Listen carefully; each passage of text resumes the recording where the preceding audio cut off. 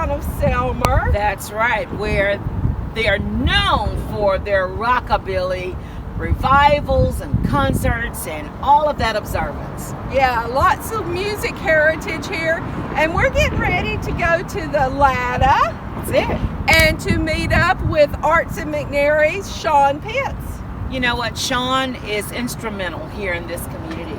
Everything music is Shawn Pitts. And he knows it off the top of his head. He does. I can't wait for him to share his story. Me either. Y'all come on with us. Come on! I'm Shawn Pitts, and this is the Lotta building we're standing in McNairy County, Tennessee, downtown Selmer, and it's the home of Arts and McNairy and the McNairy County Chamber of Commerce. The building has a history to it. This building was built in the 30s as a Ford Motor Company dealership by Earl Lotta, who it's obviously named for. But Earl was more than just a car enthusiast. He was a mandolin picker, came from a musical family down in the south part of the county in the Gravel Hill community. And so as a successful businessman, he used the space here as a cultural space as well.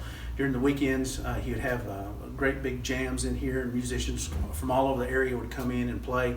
And actually the painting behind me depicts one of those weekend jams. This is called Quite the Things by the artist Lanessa Miller, and she painted it on a residency when she was a resident artist here in the building for about 6 weeks. And at the end of the residency, she donated the painting, and it depicts some of what went on with the band in the corner and the large crowd gathers in for the music. So it was a really big thing back through about 1960 or so, the early 60s through the post-war period. In fact, during that period, some of the best-known musicians from this region played in this building and around this community. And one of probably the best-known who played just in the back corner over here, Carl Perkins played in this building and was known to be in and out and played a lot of Earl Lotta's jams back during that period. So it has a history all its own, and so it seemed really appropriate when we moved back into this space and converted it back into a cultural center in 2012. And so now what the building is during the day it serves as a community development center for the Chamber of Commerce, and on the weekends and nights, of course, it's Arts and McNairy space, and we use it for all sorts of programs.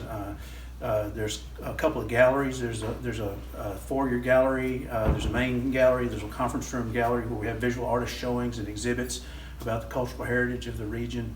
A large stage area with seating for up to 250 or so, where we have concerts, touring companies come through, and a community theater program. And we are just started in March. March the 6th actually begins our 20th anniversary for Arts and McNairy, so we'll be celebrating that all this year. Like a lot of people, we're just now getting back into some of the programming because of the pandemic. But first big kickoff, we're slowly easing in some exhibits, but the big kickoff, they're doing Footloose here this summer, which will be a big musical, and it'll sell out all those performances. And so we're looking forward to sort of getting back in the rhythm of doing some arts programming for this community.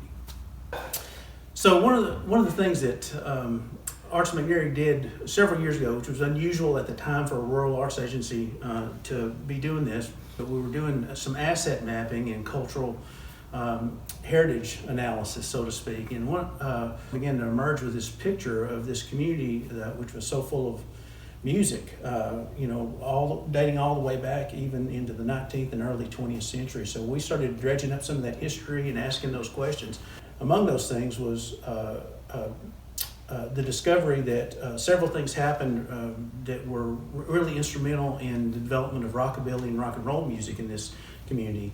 We're midway between Memphis and Nashville, and so the influence of both those music communities and the influence of African American music and hillbilly music, as it was termed then, on this region, sort of culminated in what we now understand to be called rockabilly music. And some of those early practitioners played in and around this area, including, as I mentioned a while ago, Carl Perkins, who played in the area among many others. And so to commemorate some of that heritage, around that time Brian Toll was looking to do a public art project. Brian Toll's a local artist who grew up here in the McNairy County schools and is a really gifted artist represented in galleries from New Orleans and Nashville and in Asheville, North Carolina, just a really talented artist who was living in Nashville. And so we talked to him about possibility of doing a mural. That resulted in Rockabilly Mural 1, which is now 1. It was Rockabilly Mural at the time, but now there's a second one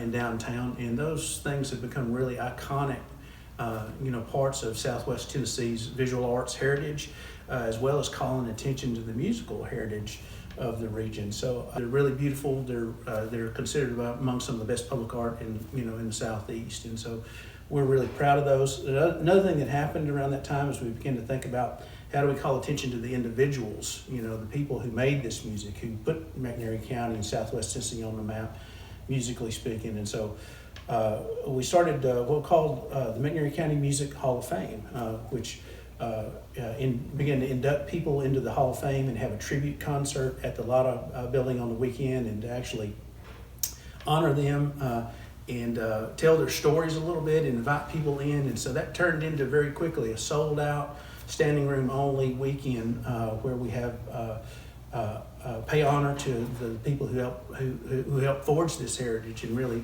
who helped sort of promote the music of this region. If the circumstances permit, we'll hopefully be doing that this June, first week in June. Additionally, what spun off from that was a secondary project which helped connect the Lotta building to some of the other cultural assets in downtown Selmer, including the murals. We have a park near the downtown, and we put in a walking trail that we call the McNairy County Trail of Music Legends.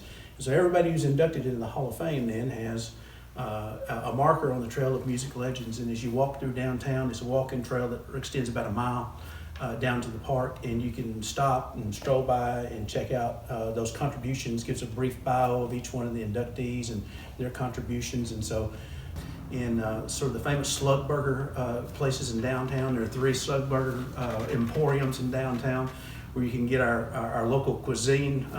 It ain't fancy, but it's who we are, and so it's delicious. You might want to stop and get one of those on your walk through downtown too. Of course, we're proud of all of it, and hope you'll come out and visit us soon.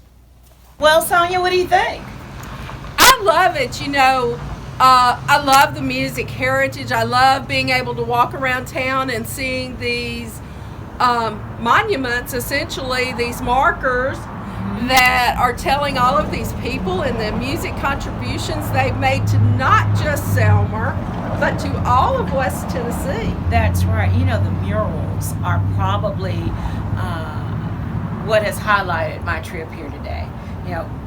Really cool features to their main street, around the businesses. I mean, I loved it. What's even better is that we have the 2 Rockabilly murals, but there are other murals going up around town on buildings. It's so colorful, it's so inviting.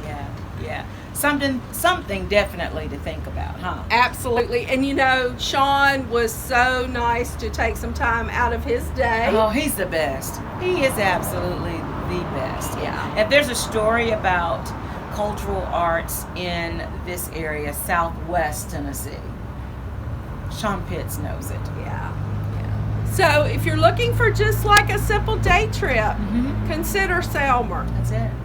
Until next time. Bye, y'all. Bye.